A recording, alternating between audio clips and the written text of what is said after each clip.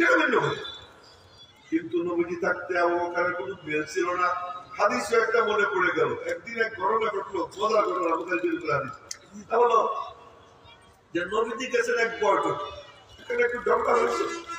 ও এই ছেলেটাকে ঘিরে দাঁড়ায় দাঁড়িয়ে তুমি এত বড় দুষ্ট করবে, বাচ্চাটা সাংঘাতিক দুষ্ট ছেলে। আশ্চর্য, এখানে উচিত এদেরকে লাঠি দিয়ে পিটার কোনো একজন দায়িত্ব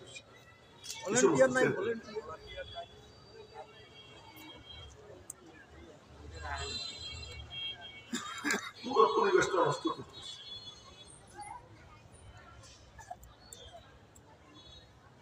কি কথা বলতেছিলাম? হাদিস বলতেছিলাম। নবীজি গেছেন এক বৈঠক। আমি তো আসলে ওই যে কোনো ওয়াজ বানানো না, যে কইতে থাকবো আর এটা শুরু করলে একটার পর একটা কাম, আমার যেটা মাথায় আছে ওইটা বলি। এক হাদিস, নবীজি গেছেন সালিস বৈঠক। সালিস বৈঠকে গেছেন, নামাজের আযান হয়ে গেছে, আর আযানের পরে মানে বেলাল দেখতেছেন নবীজি তো আসতেছেন না, এখন জামাতের টাইম হয়ে গেছে। আর জামাত তো তখন কিসে, ওই সূর্য দেখে, দিনের বেলা সূর্য দেখে, রাতের বেলা তারকারা দিয়ে চাঁদ এগুলো দেখে দেখে গড়ি তো ছিল না। বেলাল সূর্য দেখতেছে, সূর্য দেখে আর মনে মনে করে আমি তো ঘড়ি দেখতেছি, কিনা নামাজের টাইম তো, জামাতের টাইম তো বড় হয়ে গেছে, নবীজি এখন আসতেছেন না, দেরি হয়ে যাচ্ছে, দেরি হয়ে যাচ্ছে। দেখ আবু বকর কি নামাজ পড়া, কি পাওয়ার বেলাল! যে বেলাল ছিল গোলাম, খাইতো মায়, তারে হযরত আবু বকর কিনে আজাদ করে দিলেন। ওই বেলালকে আবু বকর বলে, আবু বকর যান নামাজ পড়া। আবু বকর যান নামাজ পড়া। আবু বকর মনে মনে বলে কি, আল্লাহর দরকার পড়লে আমাদের টাইম পিছিয়ে দিবে, নবীজি থাকতে আমি কেন নামাজ পড়ব? আবু বকরের পড়েছে, আল্লাহ পাক তার হাবিবের জন্য আমাদের টাইম পিছিয়ে দিতে পারে, যে কোনো কিছু করতে পারে। এই নিয়ে আমার টেনশনের কি আছে? তুই চুপ কর, নবীজি আসে। কিন্তু অনেক দেরি হয়ে যাচ্ছে। এক পর্যায়ে মানে বেলাল আবু বকরের ধাক্কা দিয়ে সামনে দিয়ে একামত দিয়েছে। একামত দিলে সকালে গেছে, সব যখন দাঁড়াই গেছে, আবু বকর কি করবে, বাধ্য হয়ে আল্লাহু আকবার ইমামত শুরু করে দিয়েছে। ইমামত যখন শুরু করছে, আর ঠিক ইন্ডিমেন্ট টাইমে, ওই টাইমে নবীজি মসজিদে ঢুকছে।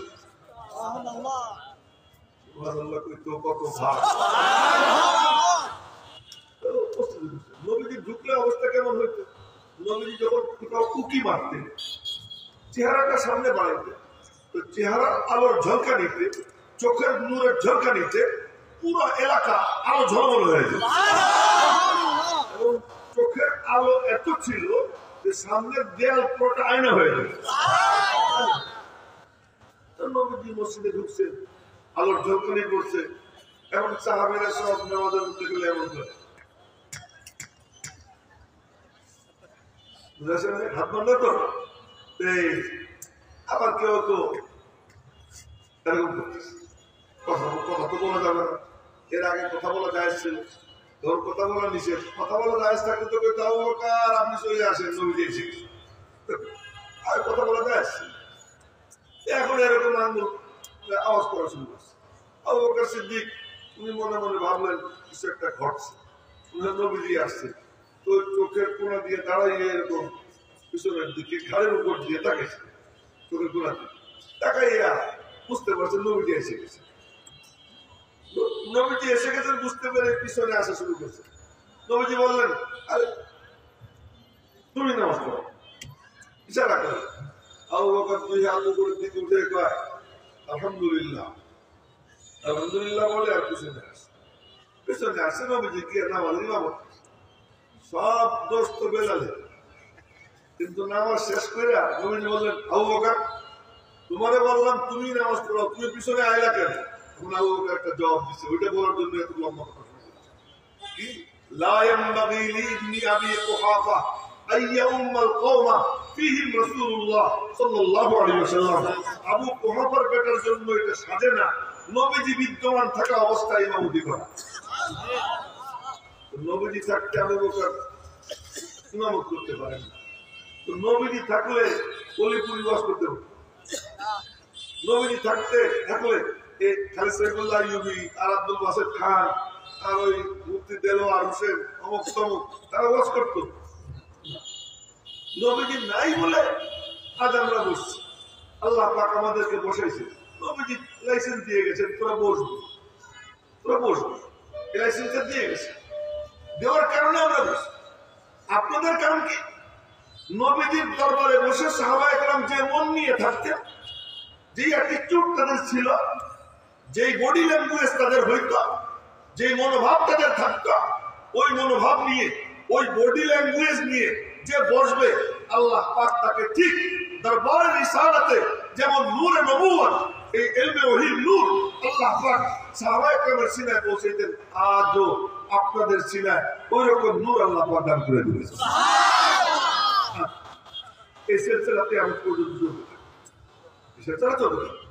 এজন্য আমি ওয়াজ করার থেকে বেশি চেষ্টা করি যারা শুনবে তারা যেন এদিকে বেশি আগ্রহী, এই চেষ্টাটা করি।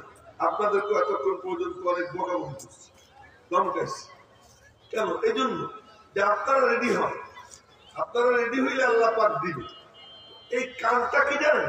এই কানটা হলো নজেলের মতো। নজেল এটা একটা নজেল তো না, এটা হলো ওই যে গাড়ির তেল নেওয়ার যে ইটা থাকে ওটা কি কয়?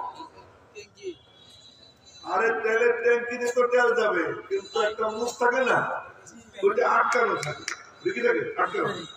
ওইটা পেট্রোল পাম্পে গিয়ে খুললে পরে তার মধ্যে নজেল ঢোকে, ওই নজেল দিয়ে তেল যায়।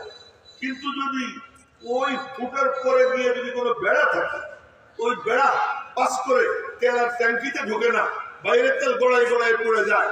ঠিক তেমনি ভাবে রব্বুল আলামিন আমার আপনার কান দিচ্ছেন কোন কারণে? কুদরতি নূরানি নজেল এর মধ্যে ঢুকবে এবং এটা ঢুইকা দেহের মধ্যে যাবে, কিন্তু দেহ যা অন্য দিকে চলে যায় তার দেহে ঢাকনা পড়ে যায়, দেহ যা অন্য খেয়ালে যায় তার দেহে ঢাকনা পড়ে যায়। এখান দিয়ে তো যায় কিন্তু দেহের মধ্যে ঢোকে না। ঠিক, আমি ঠিক করে দিচ্ছি, আমি তো ঠিক কথাই বুঝেছি, ঠিক কথা বলতেছি। এই জন্য তিন জিনিস একসাথে করে শুনতে হয়।